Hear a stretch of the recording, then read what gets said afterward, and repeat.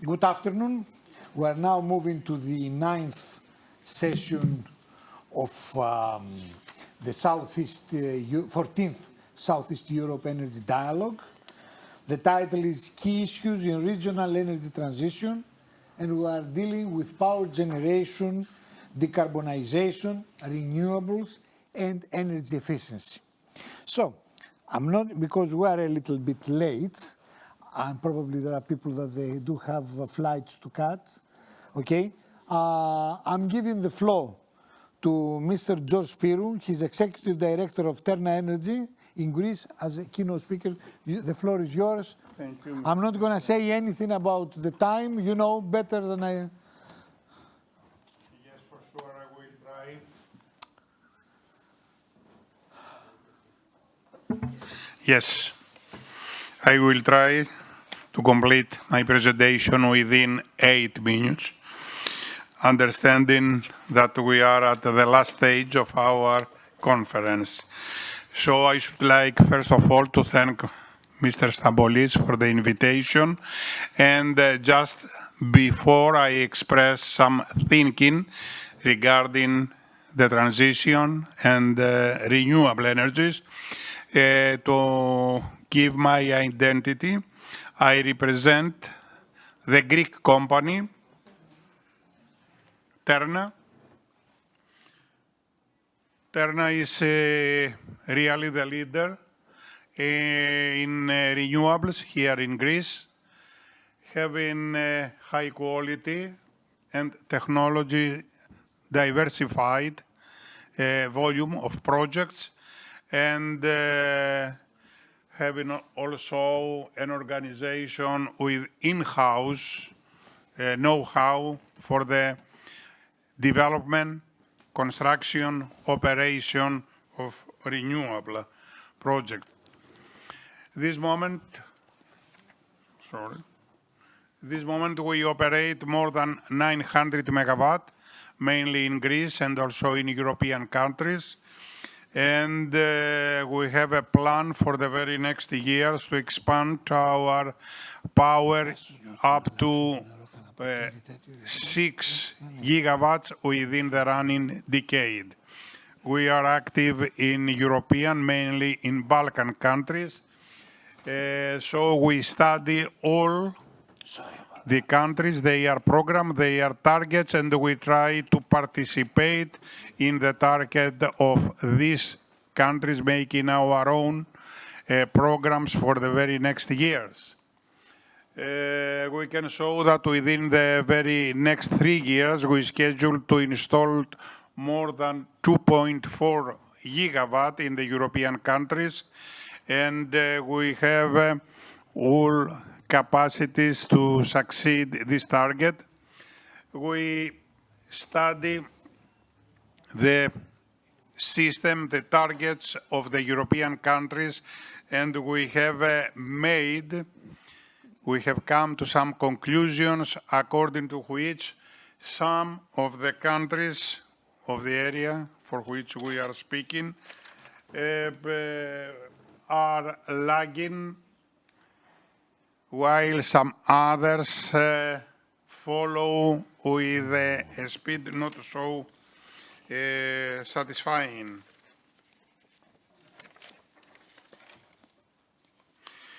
We have also noticed that most of the barriers in the development of renewable always are beyond the energy sector, touching on the hardest to crack issues and state capture, geopolitics, and lack of rules in some of the countries.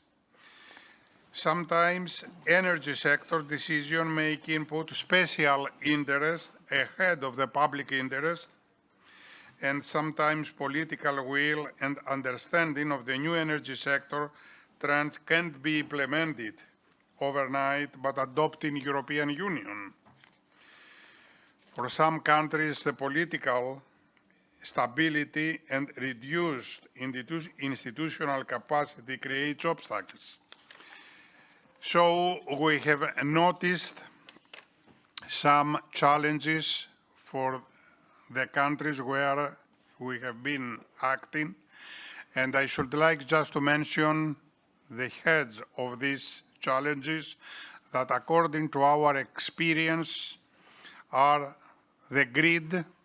In the most of the countries, we face very huge problems regarding the existence of the suitable grid to connect our projects. The use of the land is also one of the main problems in most of the European countries. The economical and financial challenges are also always created some troubles, some obstacles in our business life. The political challenges also is a very critical issue, because sometimes political reasons create some troubles, and the lack of some very clear trends like the energy storage is noticed and mentioned in the most of the countries of the areas.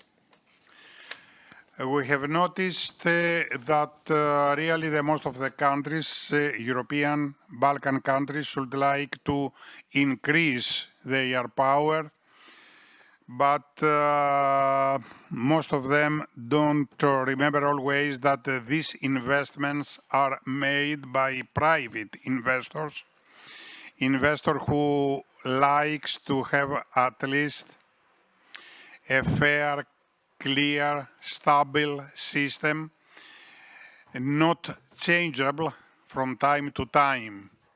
We have faced very strange situation sometimes in the market of the neighboring countries, and we have probably to note these changes.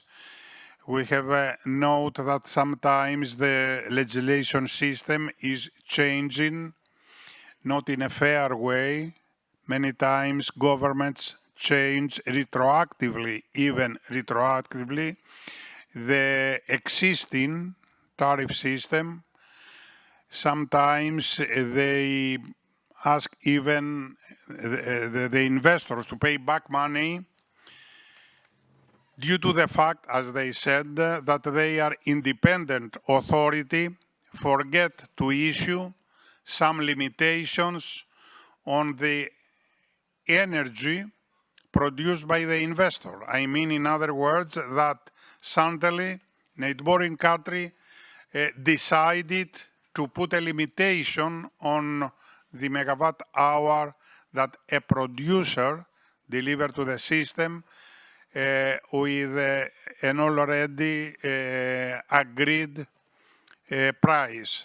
So the independent authority decided to limitate this quantity of energy, and the most strange is that even later on, putting as an excuse that the independent authority forget to issue the relevant decision, asked money from the producer to be paid back. We have faced such strange, really, and not so fair behavior from the governments, and we just mention this experience because if we like to expand the energy, the renewable energies, we have to be respected by the governments and the fair to be, the game to be fair, and the rules to be established. In any case, we are acting in our Balkan area, and we believe that finally we will succeed in the coming year to participate in this transition and decarbonization that is a target of the Europe and our area. In a few words, only this. Thank you very much. It was much less than 8 minutes, I think. Thank you very much, Mr. Spyrou. The questions in the end. Okay, okay, all right. To give the time. Okay. To the Let me ask the technical team. Ms. Gusilov is online? Okay. So now the floor is from Romania. Hello, Evgenia. How Hello. are you? Hello to everyone. I'm glad to see you, Mr. Tofilaktos. I want to salute my co-panelists as well. I will try also to be very brief in my intervention today and just highlight and give you a sense of what has been happening, let's say, in our power generation system in Romania lately. And I would say that we have the energy transition and decarbonization well underway. So if I was telling you about difficulties and the reluctance to decarbonize 3 years ago, I would now say that the pro-coal voices are marginal.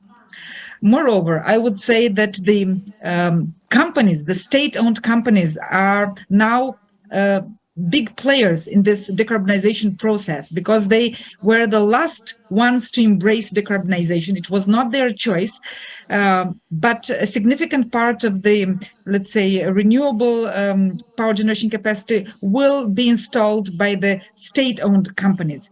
And I'm talking here specifically about what used to be our main coal-fired company, also present in mining, so Complexul Energetic Oltenia, because the decarbonization law that Romania has adopted last year actually mirrors mirrors the restructuring plan of this very company, which is now quite a big elephant in this process of decarbonization of the power generation sector. And we are talking about the coal-fired sector, which used to have about 5 gigawatts.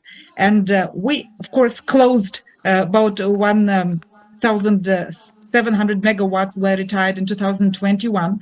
Last year, we were supposed to retire some 660 megawatts, which we didn't because of the energy crisis. The Romanian government was able to convince the European Commission that we'd better put this in conservation. So not retire them completely, but keep them on the back burner in case we need it for the winter that has passed.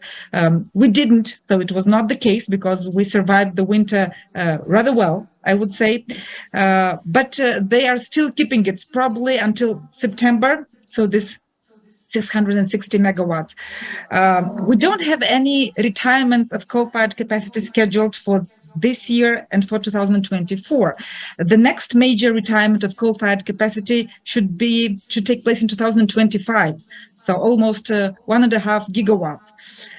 But by then, the government plans to have in place this renewable generation capacity, which will allow the supply of electricity, which is supplied now still by coal. Although if we are talking about last year, I mean, the share of electricity, let's say megawatts that deliver, coal-fired megawatts that deliver into the grid has gone down significantly. And last year it was about 1.3, 1.5 gigawatts that delivered coal-fired electricity into the grid.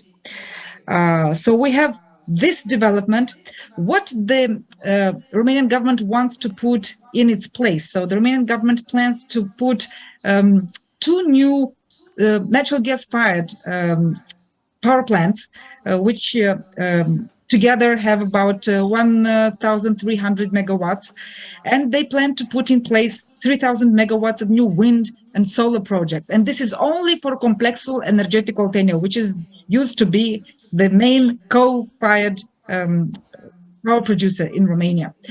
So there is also a lot of money to be invested and available for investment in the renewable projects. So much so that we no longer talk about an addition of 6 gigawatts of renewable capacity by 2030, but 10 gigawatts, and this is a conservative estimate, maybe 11 gigawatts of renewable power generation capacity by 2030, and even much faster than that by 2027. So I would say that Romania is well positioned now, and it was difficult for us to start the process of decarbonization. We were extremely reluctant, especially, let's say, the state-owned companies. But now I would say that the main story is unfolding specifically in the state-owned assets, which are transforming and embracing renewable capacity to a degree that we didn't think would be possible so fast. So energy transition is well underway in my country, and it's going fast. And in fact, let's say the calls and the interest also from the private companies to invest in renewable projects is huge. So much so that, let's say, for the money that was available and the calls for which projects were submitted under the National Recovery and Resilience Facility, they wanted to accept maybe 960 megawatts, so about up to 1 gigawatt of new renewable capacity, but they now think that they will approve maybe 3 gigawatts of new projects to be financed from the same amount of money. So there are exciting things happening in Romania, and projects being in various stages of preparation or implementation, and which will happen by 2026, because some of this money that is available, as you know, well, probably in Greece the same, has to be used by 2026. I would probably end what I wanted to say here, and hope to be able to expand more in the Q&A part. If are you going to stay with us until the end for the questions, or Yes. Okay? Yes. Because I want to ask you about the energy efficiency projects for buildings, for industry. That's why. What about the Romanian Cohesion Fund from European Union? Do you have projects regarding energy efficiency? Energy efficiency is a big area of interest, but the money will be spent mostly by up to the local authorities and the mayories to spend this money. Most of this money will go to installation of buildings and residential buildings or public-owned buildings. Exactly. Okay. You don't have any project in Romania regarding, let's say, energy-saving measures in private house, apartments, and so on? No, there are mostly, there are funds available for companies to save, on their consumption of energy, but this is like a separate access for the companies, money that they can access to optimize their energy consumption. In terms of optimizing your, let's say, internal use of energy at the household levels, we don't. I mean, it's mostly money that are dedicated for the public buildings, as you said, and residential buildings, but with priority on low-income families or apartment buildings that are inhabited by low-income families. Thank you very much, Evgenia Kusilo. Thank you. Now, the floor is for Dr. Muhsin Mezman, Director of the Energy Storage Division, T-Dynamic from Turkey. The floor. Okay. Hi, everyone. Firstly, many thanks to Mr. Stambulis for his kindly invitation to me. And I'm not inside of the government, but I will try to explain the situation in Turkey, what's happened. I'm now represent my company. It's a private company. We are in the renewable energy business. Mostly we invest to the renewable energy. We have a 120 megawatt solar farm in Turkey, Greece, and Romania. And also we have an EPC company. We installed more than 500 megawatt solar plant in Turkey and also in the Balkanian countries. And so we are quite active in that area. Also, I'm in the advisor board of the government and the ministry and the others. And so I know the strategy, but now I'm speaking only on myself, not for the government. As you know, all the stories start with Paris to stop the 1.5 degrees Celsius to keep the the world, the nature, and now the decarbonization target. You know, the net zero target for us for 2050. And also all the countries give a permission for that. Even Turkey in 2053 will be in net zero, they say. And so we should need a plan for that. How can we reach to net zero? when we are looking for the portfolio with the coal and the natural gases and the others, we saw as the currently the consumption is increasing and the new investment will increase the CO2 emission also. To be reached to the net zero target, we should increase the renewable energy more than 4 times than today's. And also for the electric car should be like a 60% of the car in the near future. This means that, as you know, we produce like a 100 million car in a year. 60 million car will be start to produce as an electric vehicle in the near future. And the third one is the energy efficiency. This means that we should use the energy with a more efficient. We should use the electric vehicle, but the electricity for the electric vehicle should come from the renewable energy and non-CO2 emitted sources. So what's the sources? The strategy also for Turkey, and I think the International Energy Agency also support this one. We will increase the share of the renewable energy, but the renewable energy not enough to use as a base load, and so we will use the wind, the solar, the hydro, and also the nuclear, and then with the insufficient the margin will supply by the natural gases power plants. And so the grid should be more smart, and also the city should be more smart, and maybe we will have a virtual power plant to use all the small quantities as in from the one center to be more efficient.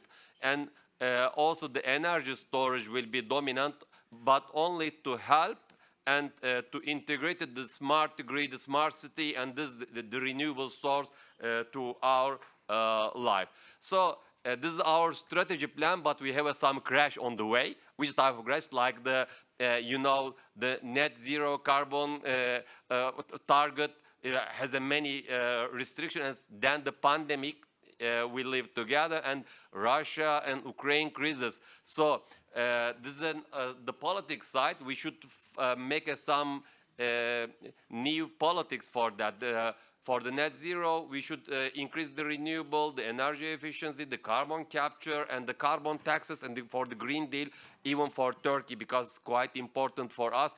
We produce a lot of cement, aluminium, and the other metals, and we have many restrictions because of the Green Deal. So we should increase our green production to be more combined with the European Union, and because the main export for Turkey is the European Union.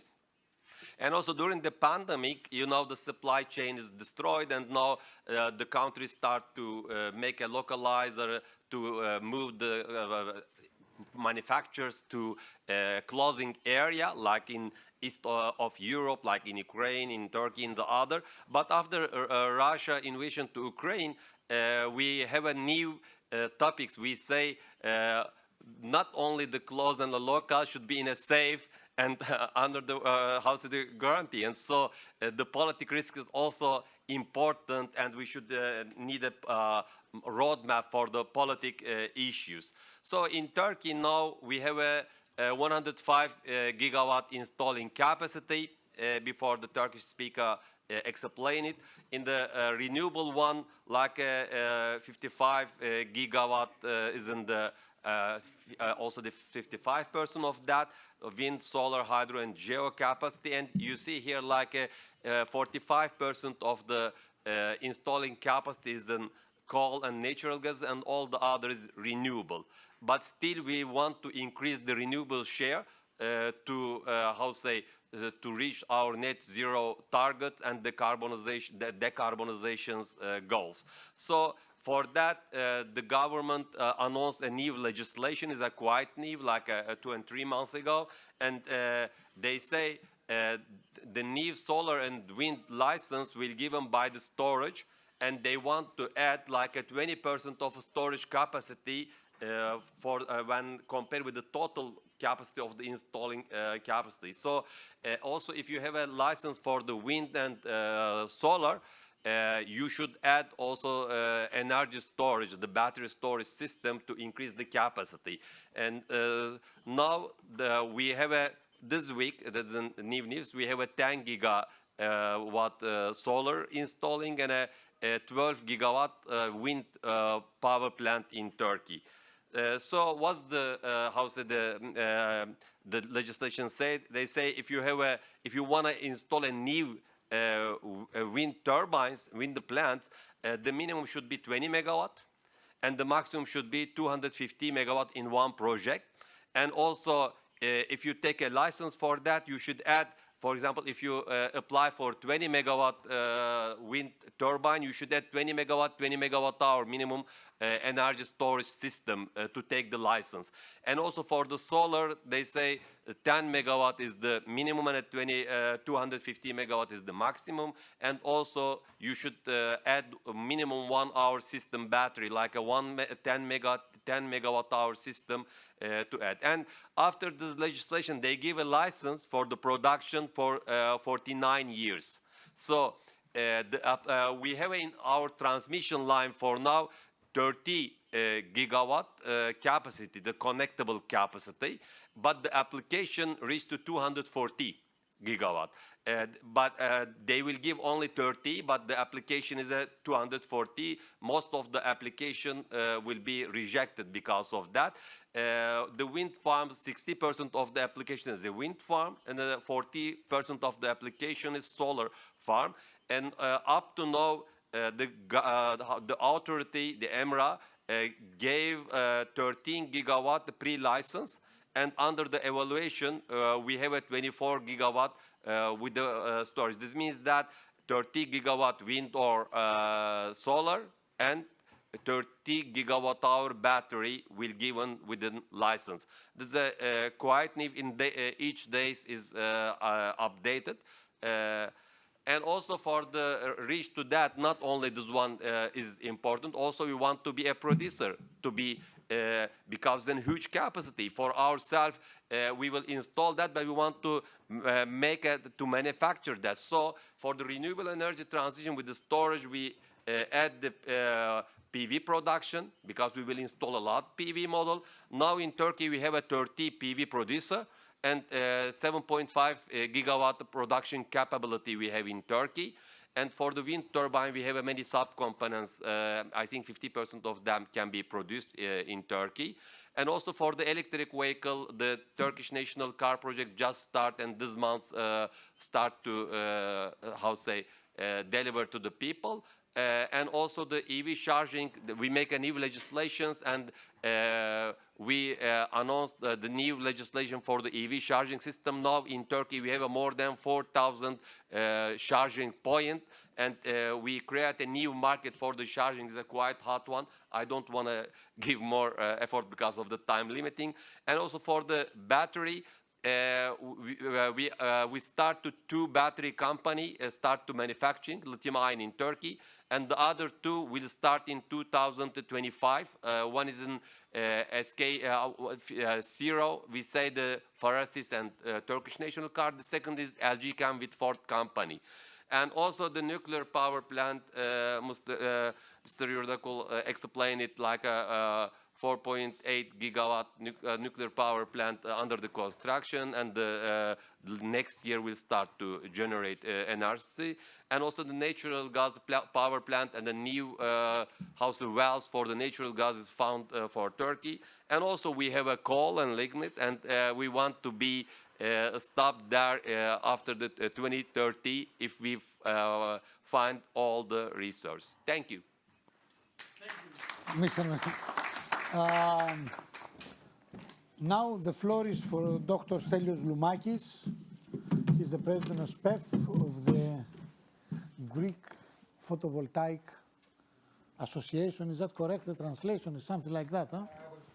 Okay. Okay. Good afternoon from me. I'm Stelios Loumakis, the president of the Hellenic Association of Photovoltaic Energy Producers. I represent mainly companies that produce electricity from PVs and are not vertical, meaning they do not enjoy a retail branch in their structure. So, first of all, let me say that Greece is more or less in the middle of its energy transition, at least concerning the electrical sector. We cover almost 50% of our electricity consumption from renewables, and I'm not talking the big old hydroelectric plants, but PVs and wind. Also, we are almost in 2030 regarding fully licensed and mature projects. Today in Greece we have 11 gigawatts of PVs and wind solar plants and wind farms, plus 3.5 of big hydro, so we are almost around 15 gigawatts. And our target for 2030 is 28. With 28 gigawatts of renewables overall, we cover more than 80% of our electricity consumption. To these 14 gigawatts that we have in operation already today, we should add another 14 that enjoy binding connection terms, meaning fully mature projects that can start to be built tomorrow morning. So practically, we are almost there today. And to these 28 gigawatts that we have today in operation and fully licensed and mature projects, we should add another 2 gigawatts of rooftop systems that are going to, they have already started, and another 3 gigawatts that are going to receive binding connection terms within the next month. So we have already exceeded 30 gigawatts in already operating and fully mature, ready to start building projects. So the question now in Greece is not how to facilitate the licensing procedure even more. This is an old question. The point is what challenges and concerns are now in front of us, because all these projects are going to be done. That is why they are fully matured. And the first are curtailments. Today we have already curtailments in Greece, meaning that there are several hours, depending on the weather, of course, that the electricity production from renewables is not injected into the system.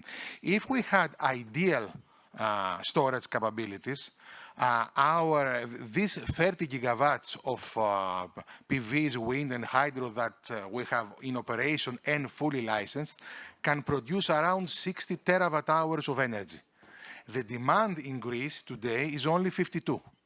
So it is not a matter of power, it's a matter also of energy. In terms of power, it's even worse, because our demand fluctuates between 6 to 9 gigawatts. We already have, as I told you, 11 plus the big hydro around 14.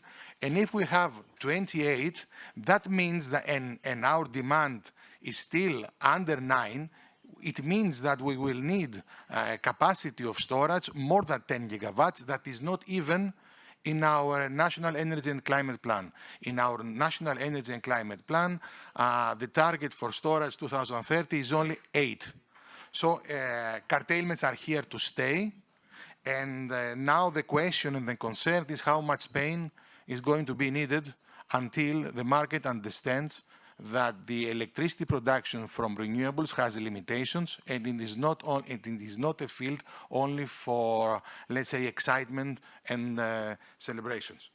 Now, regarding storage. Storage, we have electricity storage in Greece it's at a very, very small now gigawatts. We have only 0.7 gigawatts of big hydro pump units. Another 0.7 gigawatts are under construction.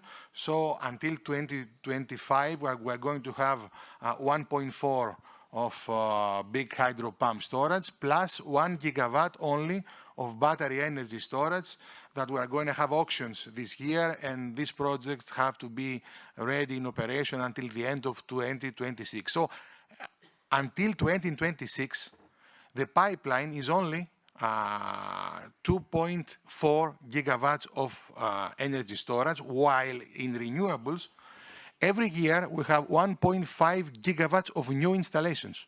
So these 11 gigawatts that I told you we have today, PVs and wind, plus 3.5 of big hydro, are going to be 16.5 next year. So this 15, we're having 1.5 gigawatts more. So this is a big challenge for the system, not for the system. The system is secured, because fortunately in Greece the legislation is there about curtailments. Everybody can read it. It's Article 9 of Law 3468. What's the procedure and who has priority and who has not. So there is no case of some retroactive action regarding curtailments. The law is there. It depends on how the investment interprets it and not. And of course, for vertical companies that combine electricity production and retail, the equation is a bit easier because they can draw money from retail. They have the consumer, they have the money there. The retail prices are much more higher compared with the wholesale prices, so they can draw money from there in order to remunerate themselves about these curtailments. But for non-vertical electricity producers, there are going to be challenges. And the case here is not to have within a market now that we have 5,000 independent electricity producers from PVs and wind, the case is not to shrink it to 5 companies vertical, because as we saw during the gas prices, big vertical companies do not lead to cheaper energy prices for the consumers. Another case is about exports in electricity. Many people say, okay, don't be concerned. We can export our surplus in renewable energy generation. Yes, the first thing is that we are not the only country that make renewables. Turkey is making renewables, Bulgaria is making renewables, everybody's making renewables. The second case is that renewables reduce the wholesale price. This is the merit order effect. We all know that since many, many years. So in order to export energy to some other country, the mechanism is only one.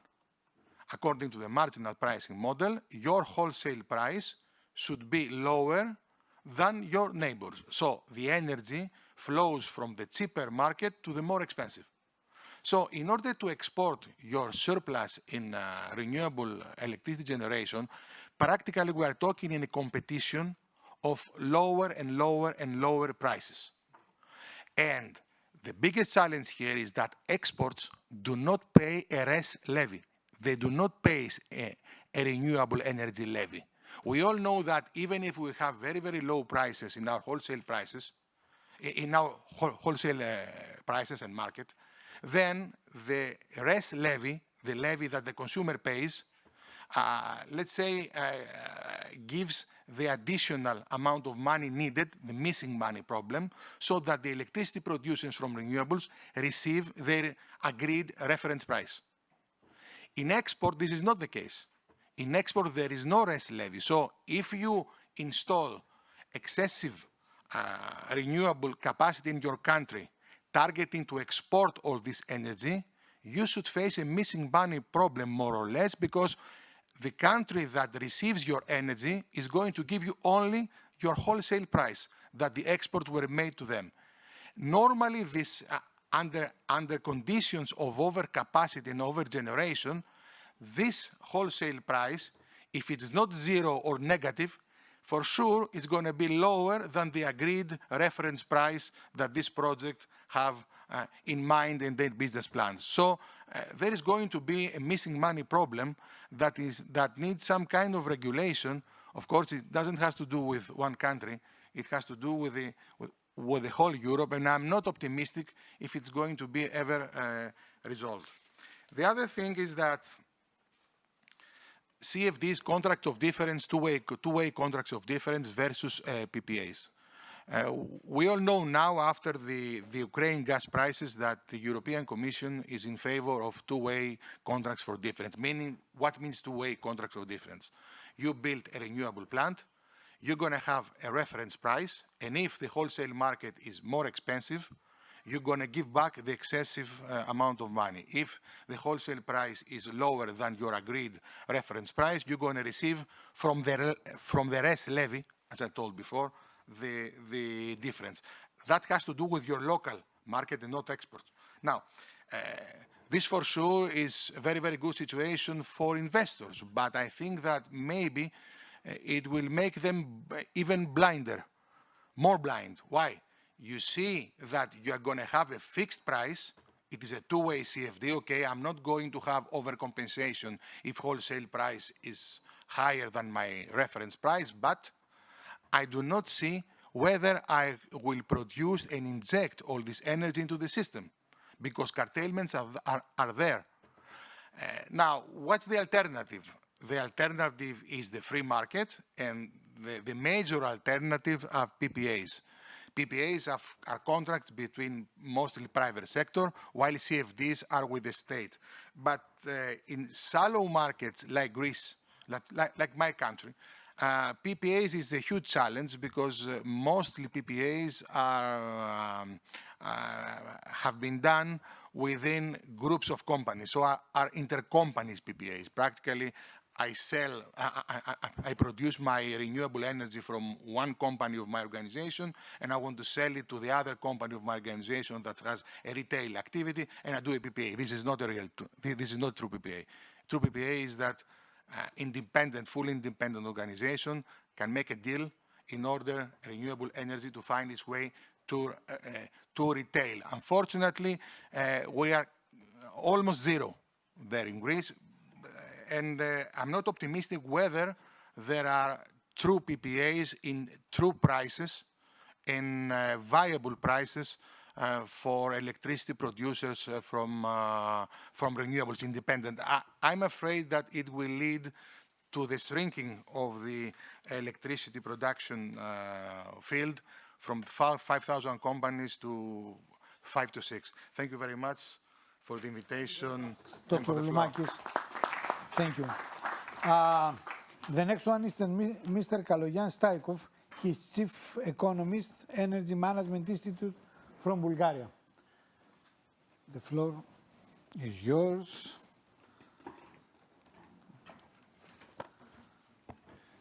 Thank you. I would like to thank, of course, IENE for the invitation. Last year was a bit gloomy in my presentation. This year I'll try to be a bit more optimistic and see if they invite me again for a third year. First of all, I would like to say that I'm still in disbelief that I keep hearing that something is impossible. If anything, the last 3 years should have taught us very well that anything is possible, but some things are more probable than others. And you might say that this is semantics, but let me just explain it. In 2020, we thought that the global economy cannot be stopped. Global trade cannot be interrupted. People cannot be confined to their homes for a prolonged period of time, even for a couple of days. And we actually saw that this was possible. Not only it was possible, but actually people and companies accepted it as a normal course of action. Of course, this was temporary. It's not a permanent solution, but still we saw that something a couple of years ago we thought was impossible was actually doable. In 2021, we saw the same thing with energy prices. Prices rose, governments intervened on the markets. There was some energy nationalism and whatnot. And in 2022, we thought that Europe was gone without Russian gas. And now we see that this actually was not the case. Of course, it was difficult. Of course, we paid a higher price for it. But still, it's something that is possible. So in this respect, I think trying to say that increasing the share of renewables is impossible, keeping fossil fuels for the next decade or couple of decades is impossible, is still just ridiculous to me.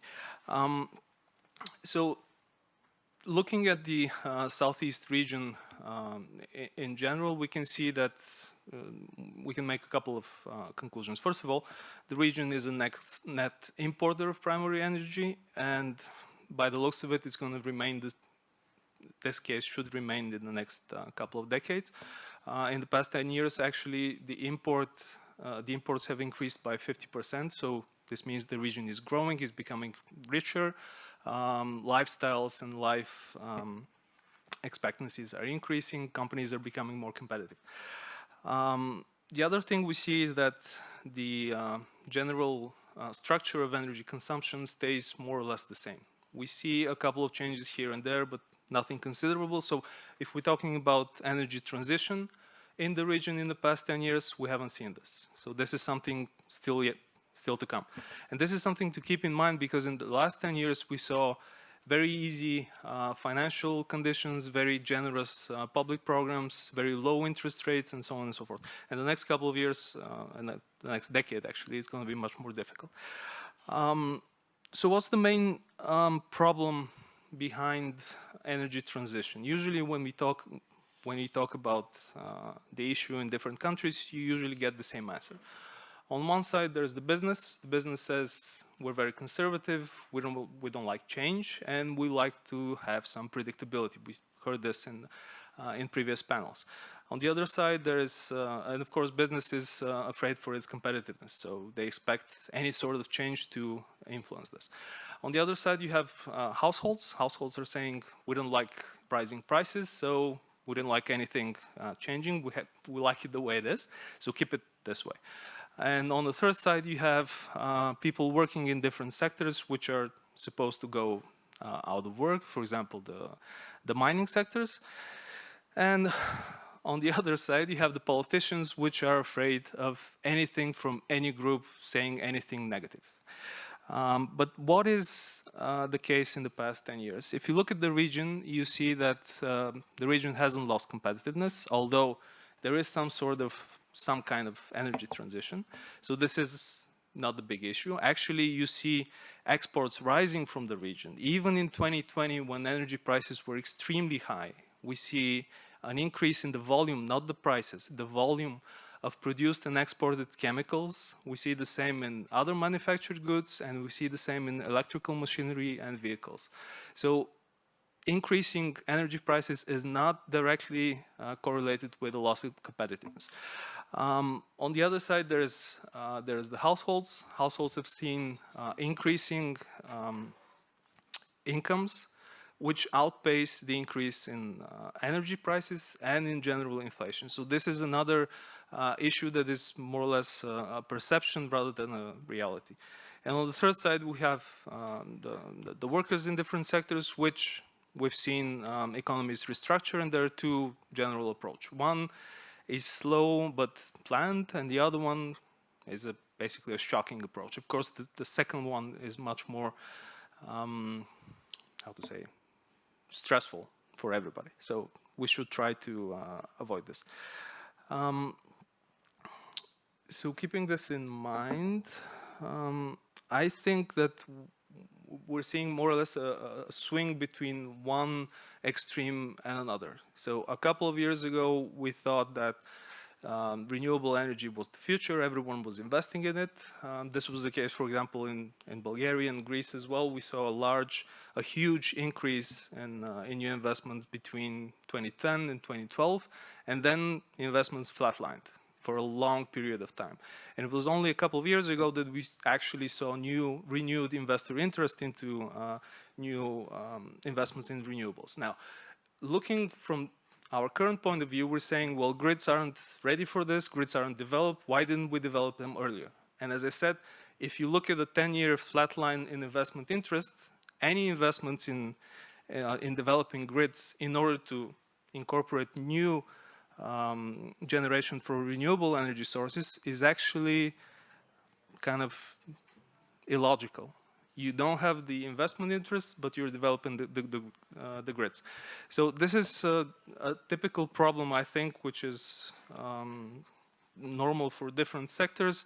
It's an issue we have to work with, and of course, we have to solve in the next couple of years. When talking about energy transition, I think the US and Israel, as we heard from the sessions from yesterday and today, have a much better idea of how to actually do it. They try to rely more on competition and actually kind of pin different technologies against each other and see who comes on top, rather than the EU, which has a more administrative approach, and they're saying, well, this technology looks very good, so we're going to develop this, and 10 years later, someone is saying, well, maybe we made a mistake. But 10 years later, it's already too late. So I think we should try to be more flexible in this approach. We've heard in the past 2 days, we need flexibility, we need resilience, and we need security. So I would say that along with the flexibility in the energy sector, we also need a flexibility in our mindsets, in our way of developing and implementing energy policy and in the way we plan our energy strategies. Because planning an energy strategy for the next 30 years, given the last 3 years of development, both on the markets, in the economy, in the social sector, seems kind of, well, not very logical.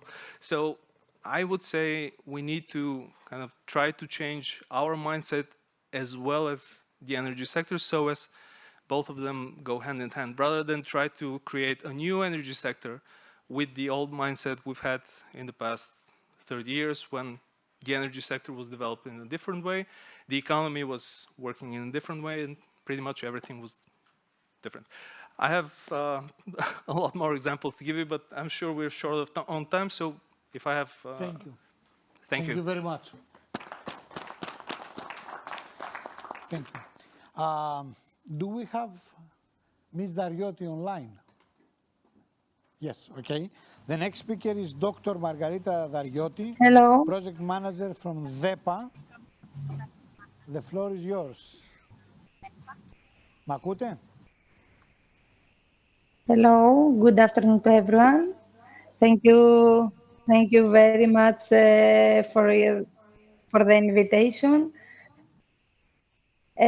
To mention that my speech is in Greek, but although the presentation will be in English. Okay. Okay. Let's start. Just a moment to...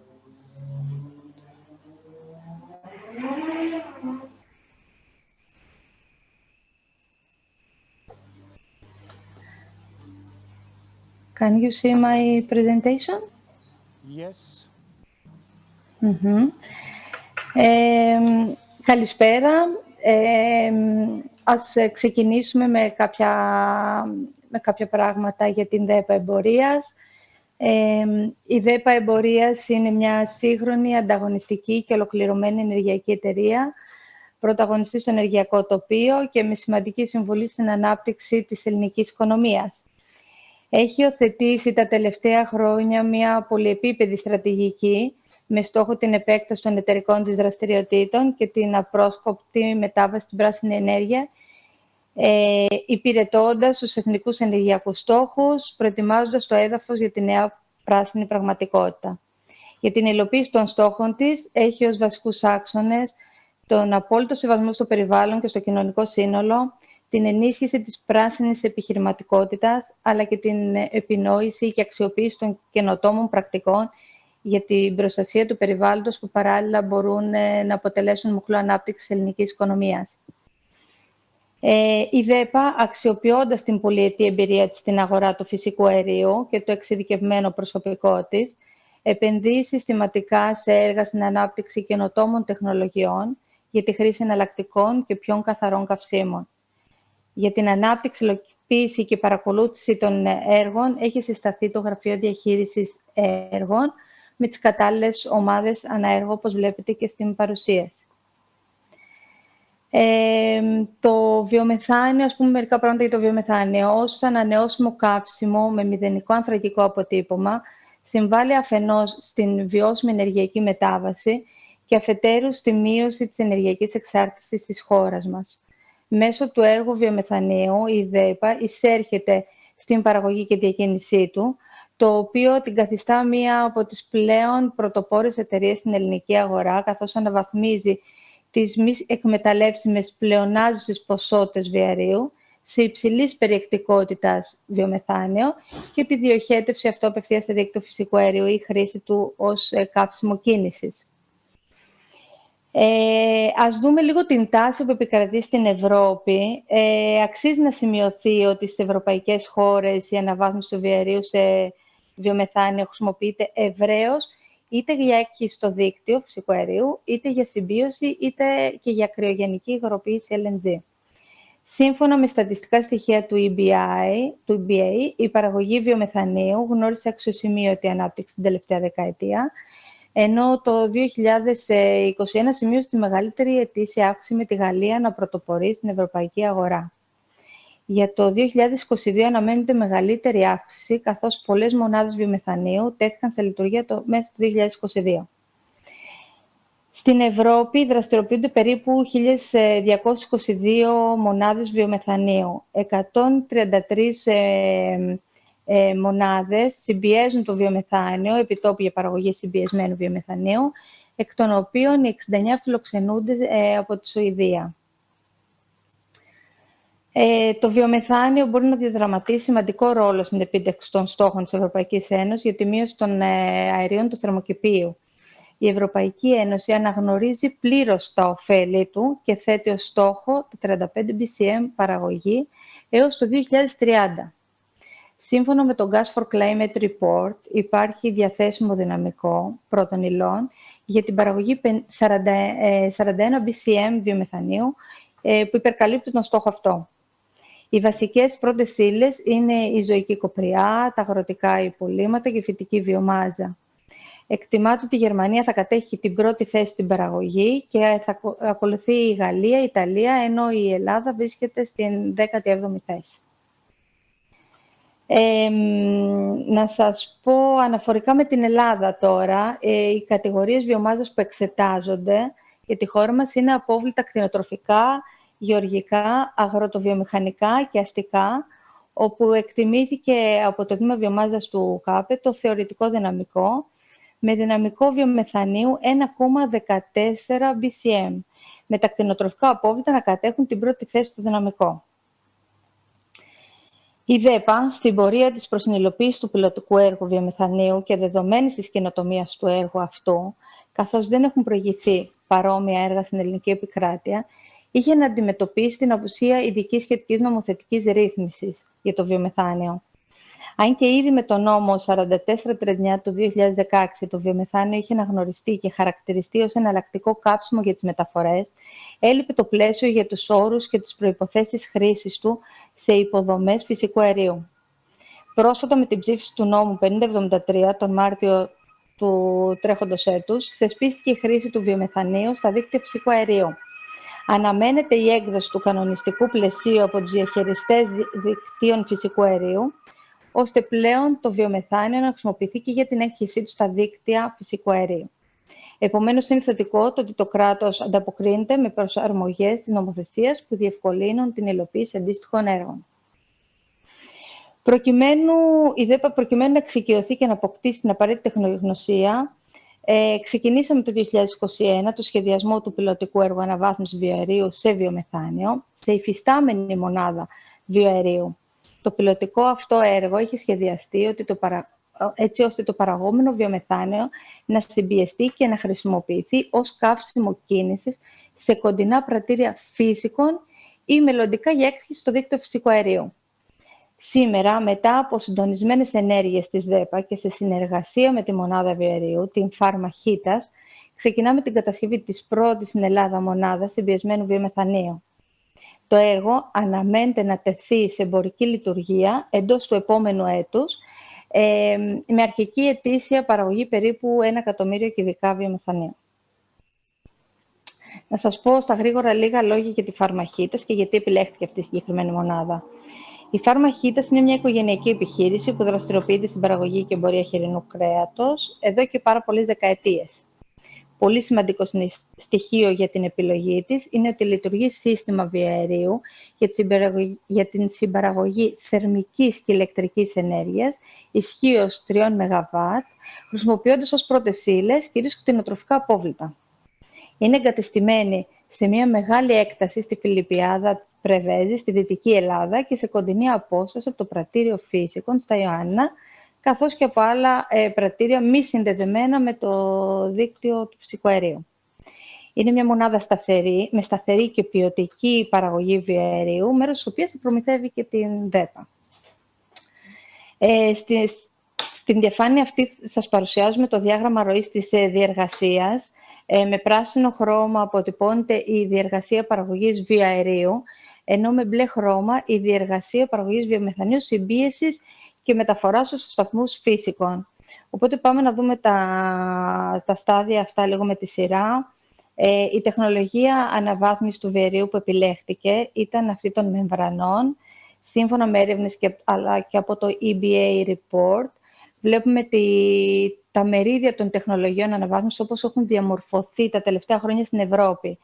Το 47% των εγκαταστάσεων χρησιμοποιούν τεχνολογία μεμβρανών, της οποίας η λειτουργία βασίζεται στο γεγονός ότι τα δύο αέρια μεθανίου και διοξιδίου του άνθρακα έχουν διαφορετική ικανότητα διαπερατότητας μέσα στους πόρους πολυμερών των μεμβρανών.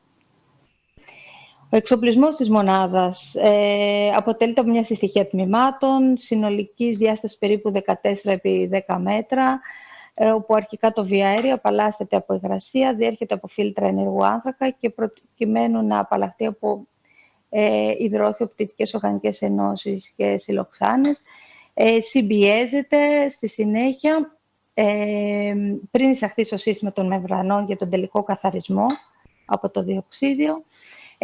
Οι μεμβράνες αυτές βρίσκονται μέσα στο κοντέινερ μαζί με τα συστήματα παρακολούθησης και της ανάλυσης του αερίου. Στη συνέχεια, το παραγόμενο βιομεθάνιο κατόπιν έκκησης οσμητικού θα συμπιέζεται σε υψηλή πίεση και θα αποθηκεύεται σε ειδικούς κυλίνδρους συστοιχίες αποθήκευσης. Στη συνέχεια, θα μεταφέρεται μέσω της εφοδιαστικής αλυσίδας της ΔΕΠΑ φύσικων στο κοντινότερο πρατήριο στα Ιωάννινα, αλλά και σε άλλα κοντινά πρατήρια μη συνδεδεμένα στο δίκτυο, σε περίπτωση που η παραγόμενη ποσότητα βιομεθανίου υπερκαλύπτει τις ανάγκες ζήτησης του πρατηρίου των Ιωαννίνων. Επιπρόσθετα, υπάρχει και εναλλακτική επιλογή της μεταφοράς του συμπιεσμένου βιομεθανίου, προκειμένου να τροφοδοτηθεί από μακρισμένο δίκτυο φυσικού αερίου, λαμβανομένου υπόψη και των κανονιστικών προβλέψεων που αναμένουν τους διαχειριστές δικτύου φυσικού αερίου. Η ΔΕΠΑ επενδύει συνεχώς στην έρευνα και εφαρμογή των νέων τεχνολογιών. Ήδη από την αρχή του σχεδιασμού του πιλωτικού αυτού έργου έχουν προβλεφθεί μελλοντικές ενέργειες, όπως είναι η μεταφορά και έκκηση του βιομεθανίου σε απομακρυσμένα δίκτυα φυσικού αερίου, καθώς και η δυνατότητα δέσμευσης του διοξιδίου του άνθρακα από τα απαέρια της μονάδας αναβάθμισης για χρήση του σε διάφορες βιομηχανικές εφαρμογές. Σας ευχαριστώ πολύ και είμαι στη διάθεσή σας. Και εμείς ευχαριστούμε. Thank you very much indeed, Dr. Dariotis. Now, the floor is for Mr. Roman Matkiewski, correct? Okay. He's Director of the Energy Infrastructure Black Sea Trade and Development Bank, which is based here in Thessaloniki.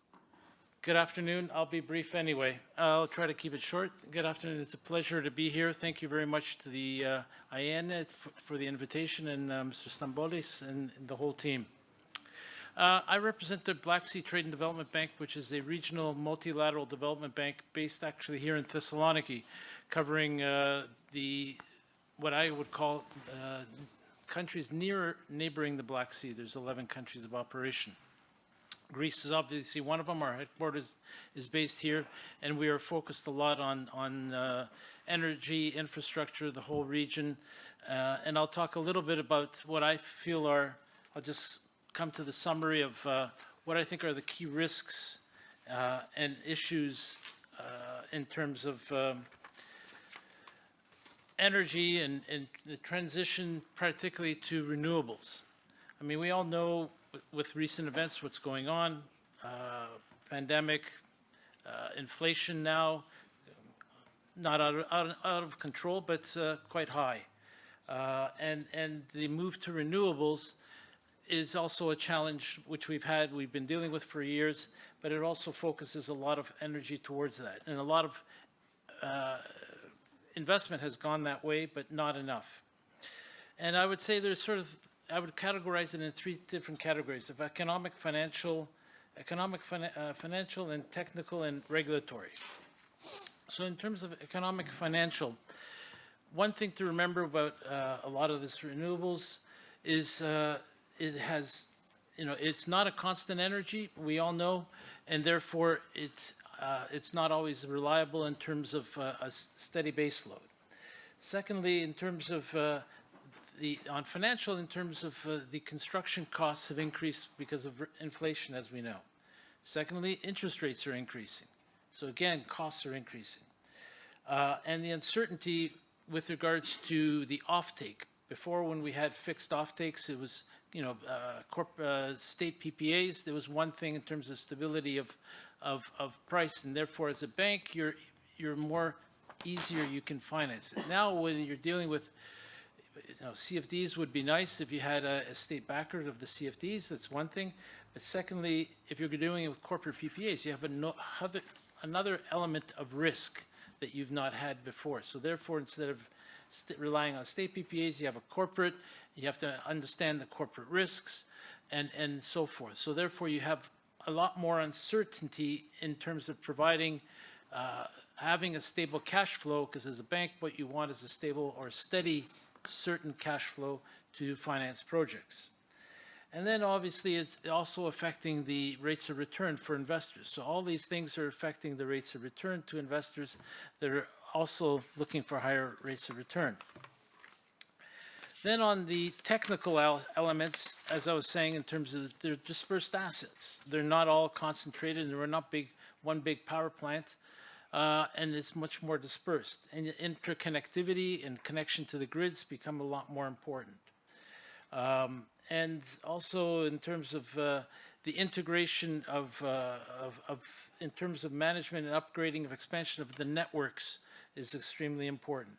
So these are elements that are important for and risks that we're all seeing in all this. And last and foremost, obviously, the political element and the uncertainty. Again, if you're I'm looking at it from a financing standpoint. You want certainty of cash flow. You want certainty of your sponsor that they can deliver in terms of building and installing it. Then you want the technical capability that it's there. It will operate on a regular basis without intermittency or be able to have support the steady cash flows. And then you want regulatory and political uncertainty, regulatory political certainty. So obviously, all these things fall into play and are increasing the risks. And that's what the main things I would say in terms of the key issues and risks, what's happening in this marketplace. Thank you very much. Thank you very much. I apologize for the probably. Now, do we have any questions? Please.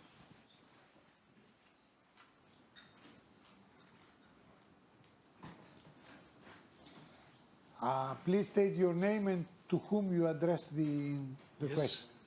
My name is Dr. Christos Kolovos, mining and metallurgy engineer, PhD, former director of the lignite mining operations in northern Greece. My question is for Mr. Loumakis.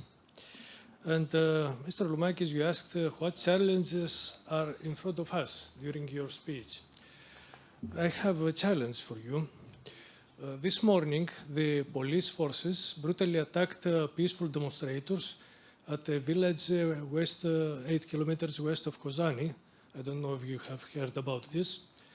And it seems that the solar works do not have anymore the social license to operate, which is a common term for mining projects all over the world. That lack a social license to operate. It has been common for wind projects all over the world, and now it seems that you will have to face it. At this village, which is at the West Macedonia, northern Greece, some totally foolish bureaucrat gave a space at the front yard of the village, not at the backyard of the village, at the front yard. And our constitution, the Greek constitution, protects the vital space for the people. So, can I have a question actually? Or, yes. Yeah. The question is, does your association will help to meet with common sense the development of solar works all over Greece? As I can remember, you mentioned that we have 14 gigawatts already installed of renewables, and another 14, if I heard well, ready to be built. do you think that in such cases there should be a moratorium? Thank you. Thanks for the question. We have another 100 gigawatts of licenses from RAE. So the challenge is even more. I try to, let's say, focus on the main challenges that we have at the country level. The case that you mentioned is, of course, one more. There are places specific, West Macedonia, Domokos will be another case. We have a very, very big PV plants. We'll see what will happen. I mean, really, I do not have an answer for you. The only thing that I would like to focus is that at an energy level, the energy that we already producing from renewables, plus the energy that will be produced from fully mature projects, has already reached the levels of 2030 that we need, and that we are going soon, very soon, to have overproduction, that exports are not an easy, as I explained, let's say, solution. Additionally, remuneration of the not produced energy due to curtailments is also a not easy solution, because curtailments are of two kinds. The technical curtailments that have to do with the grid, and yes, there can be a discussion about some kind of remuneration, but the market remuneration, meaning that you produce more than you need, I don't think that it's easy to ask remuneration for that. So this at a national level. If we go at a local level, the problems are are numerous. However, as an association, our members mostly build PV plants in private land. The case that you mentioned are very, very big PV plants, not in private land, I mean owned land. So this puts more challenges in the equation. Do you think, Dr. Loumakis, that that is a problem of the Greek state, that he's not stating clearly and cloudly where exactly that's the rest plan, as you call it? Kostas, I was in a conference 2 days before, and I heard from a participant, I was a moderator in the panel, and a lawyer in the panel told that wherever RAE grants a license, whatever the ownership is of the land, it should be, the plan has to be elaborated. I don't agree with that. I don't agree with that. For God's sake, I have some piece of land. I'm not obliged to monitor what RAE is doing. Because one guy took a license from Google Maps for 200,000 square meters and gave a license that is just a registration number, nothing more. Nothing more. That means that I'm going to lose my property? No, this is not the case. So even if the state says where it is allowed and where it is not, when you want to make a big PV plant that is going to use 2,000, 3,000 hundred of square meters, you should already have the acceptance of the owners of the land. And if you are going to block some village, yes, the village should have an opinion to that. Yeah, of course. Anything else? Okay. We had, in order to summarize, in this session, we had a presentation from Yek Terna, which is a Greek company, but now, I think, for many years, opened its wings to almost all over the world, and is doing big projects all over the world. We hear about Romania and what is happening in the area of decarbonization. Turkey, that it is a very, very nice idea what the Turks they are doing regarding the minimum and the maximum that is combined with the storage. That's something that we should think here. We have also that biomethane project that DEPA is doing, as well as also your thorough presentation of renewable energy, let's say, policy of what's happening in photovoltaics. And of course, last but not least, we had the banker view. Even though it was not visually, but it was, orally, it was a good vision of how the banks should bank in projects like that. Do we have the last one, the BPIE? No. Okay, it's a building institute in Brussels. Unfortunately, they are not with us. I would like to thank all of you, and I thank all of you for your presence here in Thessaloniki. And let's move to the next one. Thank you.